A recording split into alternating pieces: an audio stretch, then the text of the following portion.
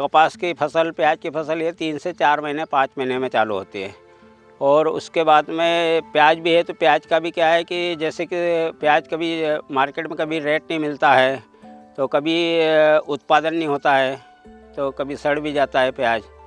तो ऐसी फसलों में दिक्कत आती थी। हम ये फ्लावर की फसल करने लगे हैं, तो ये क्या है कि 1.5 से 2 महीने 2.5 महीने में चालू हो जाती है और रेगुलर चलती है ये। फ्लावर में क्या है कि फ्लावर में घाटे की खेती नहीं है। इसमें क्या होता है कि अगर जैसे अपने फूल लगाए हैं, तो फूल लगाए तो ये तीसरे चौथे रोज़ टूटते रहते हैं। तो और इसका रेट भी मार्केट में पर्व त्यौहार के अनुसार ज़्यादा मिलता है। ये 40 से 50 रुपये 100 रुपये किलो तक भी बिकते हैं। बायोगैस नहीं था, उससे पहले हम चूल्हे पे रोटी बनाते थे और गोबर के कंडे बना के या फिर लकड़ियाँ ला के उससे चूल्हा जलाते थे। और सिलेंडर भी था, पर सिलेंडर पे सिर्फ दूध या चाय यही होता था, जो वो भी 2 महीने ही चलती थी, फिर भी ख़त्म हो जाती थी। फिर बाकी काम सारा चूल्हे पे ही करना पड़ता था। बारिश में बहुत ज़्यादा दिक्कत होती थी, क्योंकि बारिश में पानी की दिक्कत होती थी, सब लकड़ियाँ और कंडे सब गीले हो जाते हैं। और अभी गैस, ये बायोगैस आ गया, उसके बाद से हमने ना तो चूल्हा जलाते हैं और ना ही सिलेंडर भरवाया। एक भी सिलेंडर नहीं भरवाया हमने उसके बाद से। मतलब सारा काम इसी पे होता है और 15 से 20 लोगों का खाना बन जाता है। गोबर जैसे हमारे यहाँ भैंसों ने, गाय भी है, भैंस है और बैल होने, तो उनका गोबर हम उसमें डाल देते हैं वहाँ पे। और नली, हमारे यहाँ पे पानी की व्यवस्था है, तो वो पानी वहाँ पे नली लगा देते हैं, उससे पानी चला जाता है, गीला कर देते हैं गोबर को। रोज़ डेली 2 टब गोबर डाल दो, तो मतलब ख़त्म नहीं होता, चलता रहता है। और अगर बीच में गैप भी कर देते हैं तो चलता रहता है। आँखें जलन होती थी, आँखें लाल हो जाती थी और सांस लेने में तकलीफ़ होती थी। जैसे धुआं ज़्यादा होता था तो फिर बाहर निकलना पड़ता था। वैसे बेशक चूल्हा हमारा बाहर है, लेकिन फिर भी वहाँ पे भी धुआं ज़्यादा हो जाता था, हमको बाहर निकलना पड़ता था कि सांस लेने में दिक्कत हो रही थी। पर अभी तो बहुत सुविधा है कि बहुत बहुत धन्यवाद उनका, भैया का और उनका HDFC बैंक का, कि हमारा गैस बन गया और चूल्हा जलाने की दिक्कत नहीं होती। अब सिर्फ जैसे माचिस तिल्ली लगाओ वो चूल्हा जल जाता है। पहले मैं नाली से सिंचाई करता था, लेकिन उसमें समय और खरपतवार भी ज़्यादा हो जाता था। अभी HDFC बैंक और सुविधा संस्था की परिवर्तन की तरफ से जो ड्रिप हम किसानों को दी गई वो बहुत उपयोगी है। इसमें समय भी बचता है, साथ में हम ड्रिप चालू करके दूसरा कार्य कर लेते हैं। अब ड्रिप लाइन से आउट टेप में जैसी खेती कर सकते हैं, जहाँ की ज़मीन में भी खेती कर सकते हैं। कम पानी रहने का हल्की ज़मीन में भी खेती हो जाएगी ड्रिप लाइन से। पहले मैं सिर्फ एक ही फसल ले पाता था, बारिश के ऊपर निर्भर थे। ऐसे अब ड्रिप के द्वारा मैं मक्का ले लेता हूँ, फिर डालर चने की फसल ले लेता हूँ और दूसरी अन्य फसलें, सब्जी वाली फसलें भी ले लेता हूँ। उसके पहले तो 1 या 2 फसल में ख़त्म काम हो जाता था। अब ड्रिप के द्वारा कम समय में इसका काम हो जाता है और अन्य के खेतों को, फसल को भी हम काम कर लेते हैं ड्रिप लगा के। ड्रिप की सहायता से सर अभी टमाटर लगा रहे हैं, करेले भी लगाते हैं, फूल भी लगाया है, ये सब खेती कर रहे हैं हम ड्रिप की सहायता से। तो पानी कम लग रहा है, फसल भी अच्छी हो रही है, क्वालिटी भी आ रही है और उत्पादन में भी परिवर्तन हो रहा है। ये दीवार वगैरह कुछ नहीं था, जैसे पानी आता था सब अंदर आता था, बच्चे भी नहीं बैठ पाते थे।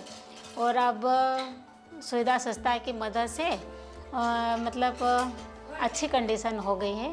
और पहले क्या था कि मतलब लाइट नहीं की व्यवस्था नहीं थी हमारे यहाँ, पर सोलर पैनल लगने से लाइट की व्यवस्था हो गई है, पर अब अच्छा लग रहा है। पहले मतलब कम आते थे, 12-15 के लगभग, पर अब 20-22 ऐसे बच्चे आ जाते हैं। स्मार्ट टीवी से मतलब बच्चों के लिए बहुत अच्छा है। ये मनोरंजन के मतलब ये बच्चों को दिखाते हैं, खेल, कविता सब दिखाते हैं, तो बच्चे ज़्यादा एंजॉय करते हैं। लाइट नहीं थी तो सर बहुत सारी प्रॉब्लम थी बच्चों को खेलने में, निकलने में।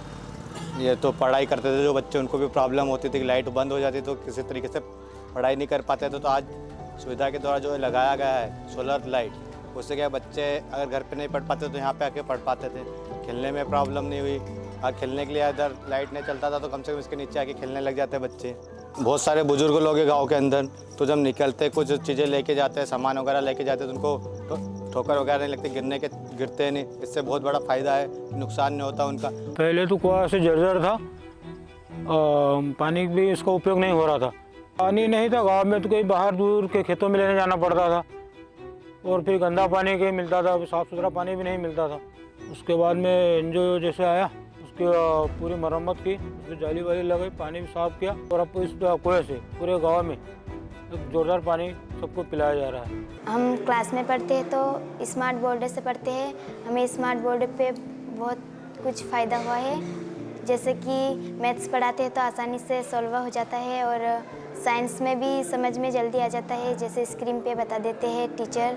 हम स्मार्ट बोर्ड पे कोशिका के बारे में पढ़े थे, जिसमें सब कुछ डिटेल बताया जाता है।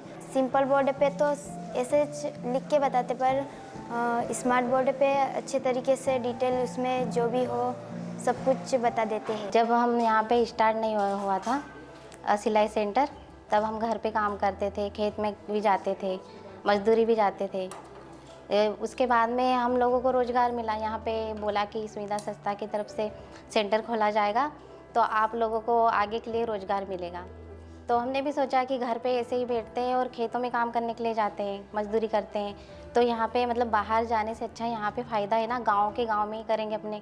और फ्री में सिलाई सेंटर मिला है हमको सिलने के लिए कपड़े, और उससे हम लोगों को आमदनी भी होगी, घर भी चला सकते हैं, और आगे भी फ्यूचर में मतलब अगर शादी होती है तो आगे भी जाके हम लोग कर सकते हैं। पहले बहुत मुश्किल था, दिन भर खेतों में जाना, काम करना, घाम में करते थे। अब धूप भी नहीं लग रही और घर बैठे बैठे काम मिल रहा है और सीख भी रहे हैं, और अच्छा है ये काम। फील्ड पे गए थे, उधर हर घर गए थे कि आपको सीखना है, तो सर हमने कहा कि हाँ हमको सीखना है, क्योंकि सर हमारे गांव में मजदूरी भी कम है, इधर उधर बाहर गांव जाना पड़ता था। गांव में इतनी खेती भी नहीं है तो बाहर गांव जाना पड़ता था, और नहीं काम हो तो फिर घर ही रहते थे।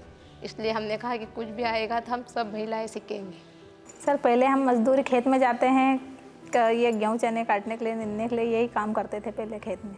और अब सुविधा संस्था यहाँ हेडलूम खुलने से हमें बहुत फ़ायदा हो गया। अब हमें धूप में नहीं जाना पड़ता, छाँव में रहना पड़ता है, और यहीं पे पंखे के हवा में बैठ के काम करना पड़ता है। पहले तो यहाँ पर आई थी जब कटला फेंकना, पौड़ी चलाना सीखी, फिर उसके बाद हमने धागे डालना, धागे जोड़ना, ये पिंडे उतारना, ये सब सीख लिया, और अब हमने पहली बार एक दुपट्टा बनाया। सुविधा हेडलूम अगर हमारे गांव में ऐसे हर गांव में बन जाए तो बहुत महिलाओं को सुविधा मिल जाएगी, और इस सुविधा से महिलाओं का घर परिवार और बच्चों की पढ़ाई वगैरह में बहुत फ़ायदा हो जाएगा।